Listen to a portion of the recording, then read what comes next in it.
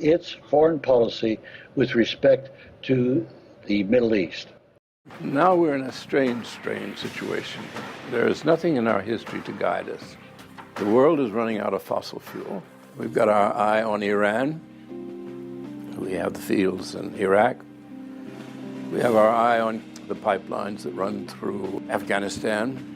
And we have a dictatorial system, as best personified by the USA Patriot Act, which just removes us of our Bill of Rights.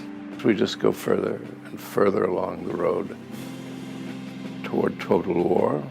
We're sort of like somebody going along a minefield, dropping matches, waiting to hear the bang. Well, the bang might take us all out. I think everybody should take a sober look at the world about us. This is the most serious thing that has happened in the history of the United States. I used to say early on when I was a kid, I'd say when I was a young senator, I'd say if I were a Jew, I'd be a Zionist. I am a Zionist. You don't have to be a Jew to be a Zionist. When I traveled to Europe and England, I encouraged citizen investigations of 911. And I learned that to question 911 was to be labeled an anti-Semite. Even more bizarre, those who questioned the tragedy were equated with Holocaust deniers. And I wondered why. By demanding an independent investigation of what happened on September 11th, I became a political pariah. I was vilified in the press, and the noose tightened around my district. The pro-Israel lobby found someone to run against me, gave her over $1 million for her campaign, and then managed to make the election turn out the wrong way for me. Needless to say, I know now what a Zionist is. The Israeli puppeteer travels to Washington. The Israeli puppeteer meets with the puppet in the White House and then moves down Pennsylvania Avenue and meets with the puppets in Congress and then takes back billions of taxpayer dollars. The Jewish community, primarily AIPAC, musters whatever monies are needed to defeat anybody who doesn't toe the line or raises their head in opposition, or to turn around and support anybody who will unilaterally support the interest of Israel over those of the United States of America. It's unpatriotic. I mean, our American interest should be first and foremost. That's not the case for the Middle East. It certainly is not the case for Israel. And that's shameful. That's a shameful chapter in American history. America and Israel have a special friendship. You have devoted yourselves to strengthening the bonds between the United States and Israel. The United States will stand with Israel now and forever. If a politician would rise with this point of view, that the United States should stop supporting Israel, what would be the effect, do you think? He'd lose the next election. Almost certainly. Now, there may be a district here or there out of the... We have 435 members of the House and 100 senators, 535. We have 52 governors. It's certainly possible that some congressional district somewhere would re-elect a candidate who had said we should abandon Israel, reject the relationship with Israel. But it's pretty unlikely, and I would be surprised if there are more than 2 or 3 or 4 congressional districts in which it's even conceivable. Often when there is dissent expressed in the United States against policies of the Israeli government, people here are called anti-Semitic. What is your response to that as an Israeli Jew? Well, it's a trick. We always use it. When from Europe somebody is criticizing Israel, then we bring up the Holocaust. When in this country people are criticizing Israel, then they are anti-Semitic. And the organization is strong and has a lot of money, and the ties between Israel and the American Jewish establishment are very strong, and they are strong in this country. As you know, they have power, which It's okay, they are talented people and they have power, money and media and other things. And their attitude is Israel, my country, right or wrong, the identification. And they are not ready to hear criticism. U.S. support for Israel is an enormous threat to world peace. I think they're a disaster for this country. And many members of Congress believe that, but they don't dare say it. And they'll take on everyone. It's like a gang, you know, it's like mafia. I mean, are you a mafia? That is so absurd. Mafia? Do you recognize any gang, mafia, you know? Yeah. No,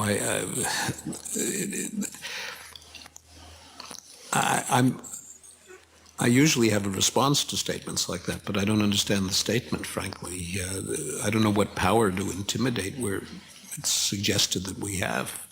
Media? Power on the media? We say what we think. We're the very opposite of the kind of clandestineness one associates with the mafia. I think what rubs people wrong about us is that we're so out front and audacious about saying things that go against the grain.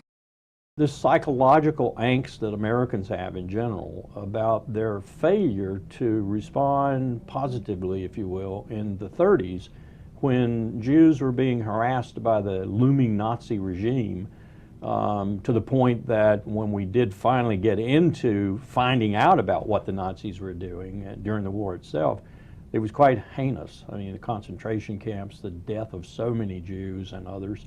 And there's some psychological guilt, I think, left over from that. And that guilt sort of excuses Israel when it does things that are not in its own interest, certainly not in the United States' interest, and are against our values and the professed values of Israel itself. We forgive those, almost blanket-wise. And this issue of shared values, to have a state that's based on an ethnicity or a religion, it should not be considered a shared value with a modern democracy. No, it shouldn't. Yet there they are applauding. It's another one of these things where we make these mental leaps that are tortured. We stand up against UN Security Council resolutions, for example, 184 to 2 or 184 to 3 or whatever, that we shouldn't be standing up against. We never reprimand Israel. And that's a recipe for Israel being the spoiled child that Israel has become under Netanyahu and Lieberman and others like them. A new MSNBC documentary called Hubris reveals how members of the Bush administration, including Paul Wolfowitz, demanded there was a connection between 9/11 and Saddam Hussein. We all looked at each other like, what are they talking about? Who the hell? Saddam Hussein? Bin Laden hates him, thinks he's a heretic.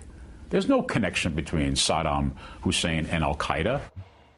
Wolfowitz's so-called mistake has cost $3 trillion and 4,475 American lives. Case closed. We've never been able to confirm any connection between Iraq and 9/11. And the meeting with Atta did not occur. We don't know. I mean, we've never been able to link it.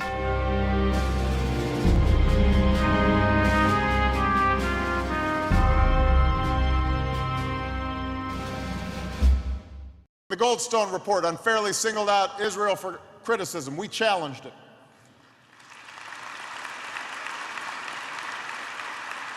When Israel was isolated in the aftermath of the flotilla incident, we supported them.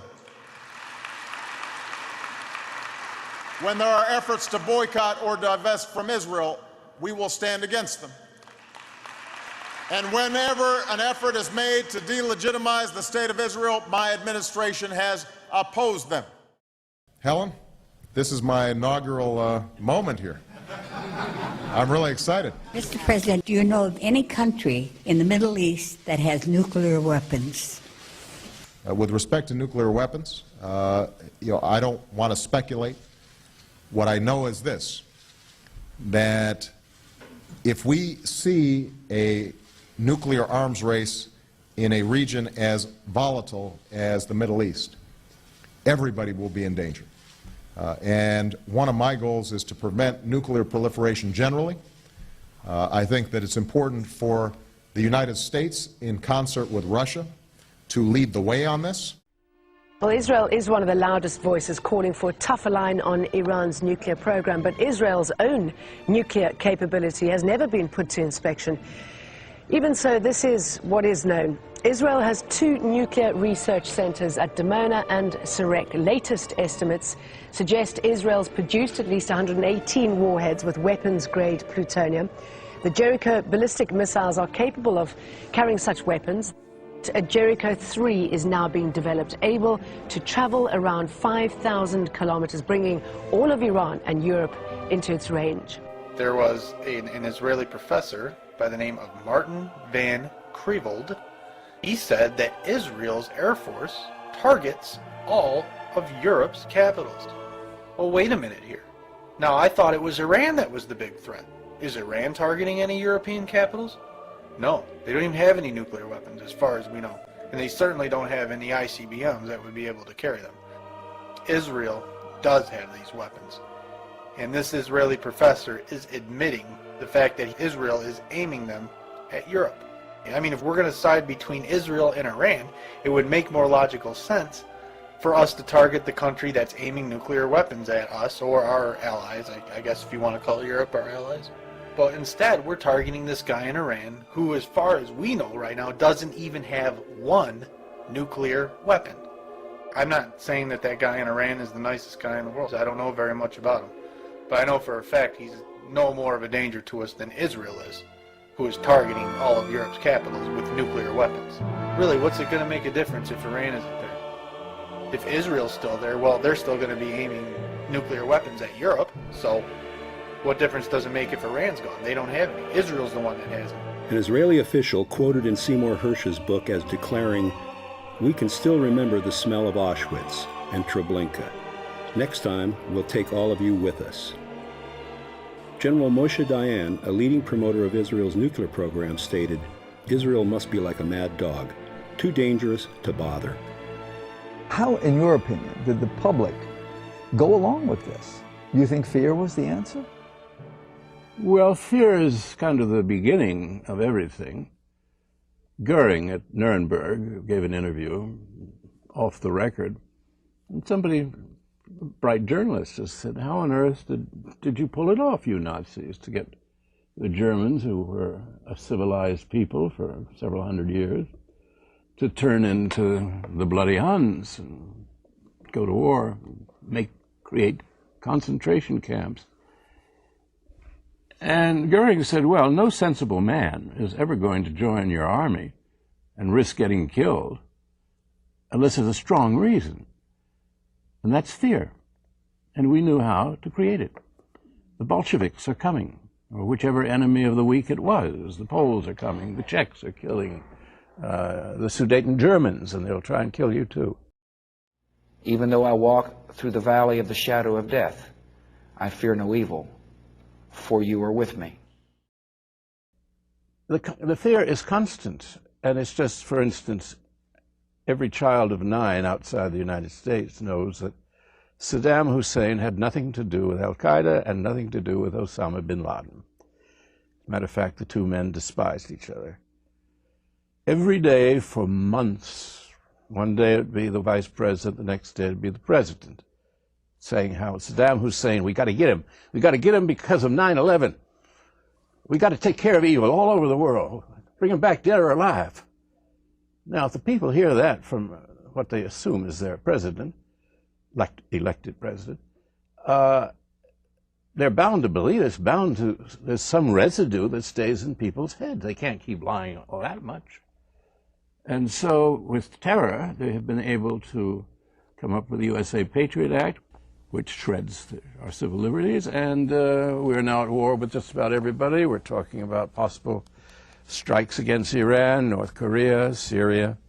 We have gone barbarous. We have gone back 2,000-3,000 years in human history, to almost pre-Roman times. I frankly think that crisis initiation is really tough. And it's very hard for me to see how the United States president can get us to war with Iran. Which leads me to conclude that if, in fact, compromise is not coming, that the traditional way of America gets to war is what would be best for U.S. interests. So if, in fact, the Iranians aren't going to compromise, it would be best if somebody else started the war. One can combine other means of pressure with sanctions. I mentioned that explosion on August 17th. We could step up the pressure. I mean, look, people, Iranian submarines periodically go down. Someday one of them might not come up. Who would know why?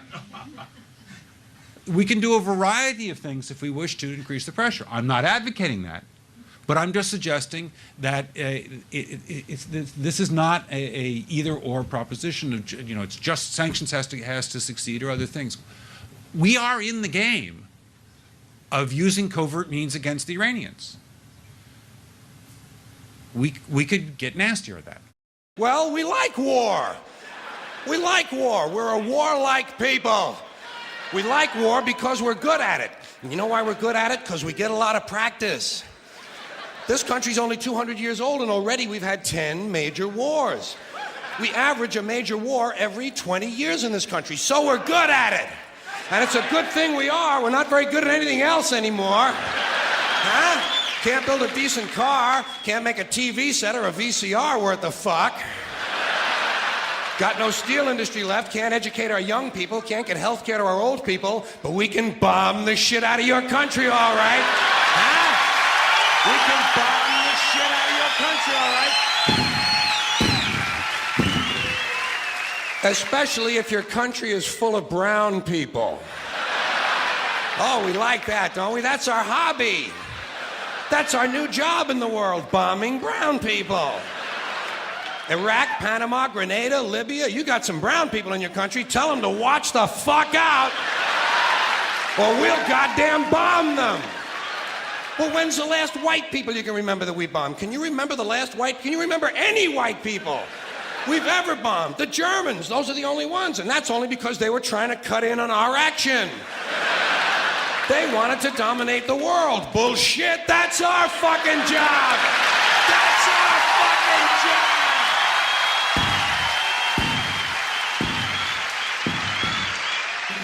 Here is Zionist warmonger and Pasha of the Republicans, billionaire Sheldon Adelson, explaining what kind of thuggish Zionist mindset he has. So you would support negotiations with Iran currently so long as they first seized all enrichment of uranium? No. What do you mean support negotiation? What are we going to negotiate about? What I would say is, listen, you see that desert out there? I want to show you something. You pick up your cell phone and you call somewhere in Nebraska and you say, okay, let it go. So there's an atomic weapon goes over ballistic missiles in the middle of the desert that doesn't hurt a soul. Maybe a couple of rattlesnakes and scorpions or whatever. And then you say, see, the next one is in the middle of Tehran. So we mean business.